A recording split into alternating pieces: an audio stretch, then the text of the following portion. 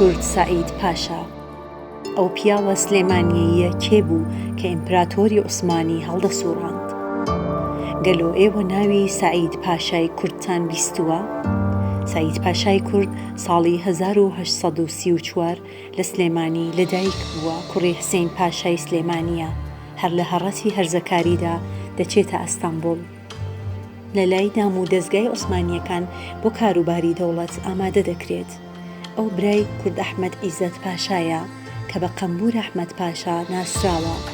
والی ئیزمیر بووە و ماوەیەکیش وەزیری ئەوقاف بوو. هەروەها خەزوری مستەفا پاشای یامۆکی و باوکی شەریف پاشای خەندان و کورد فوئاد پاشایە. سەعید پاشای کورد لە ئیمپراتۆری عوسمانیدا چەندین پۆستی حوکمی هەبووە. ساڵی 1881 والی و فەرماندەی سەربازی ویلایەتی جەزایر بووە. لەوە بەدووە لە ساڵی 1883 بوو بە باڵوێزی عوسمانی لە ئەڵمانیا. لە ساڵی 1885 جارێکی تر کرایەوە بە وەزیری دەرەوە. لە دوای ئەوە بەرزترین پلەی دەوڵەتی وەرگرت و کرا بە سەرۆکی شۆرای دەوڵەت. سەعید پاشای کورد باوکی بیری نەتەوەخوازی هاوچەرخی کووردە. بە فەرمانی ئەو بوو یەکەمین جار قۆتابخانەی ڕشتیەی سەربازی لە سلێمانی کرایەوە. هەروەها ئەو قۆتابخانەیە بوو بە ماکی پەروەردەکردنی سەدان سەرکردە و کادری سیاسی و سەربازی و ژمارەیەکی زۆر ئەدیب و ڕووناکبیر.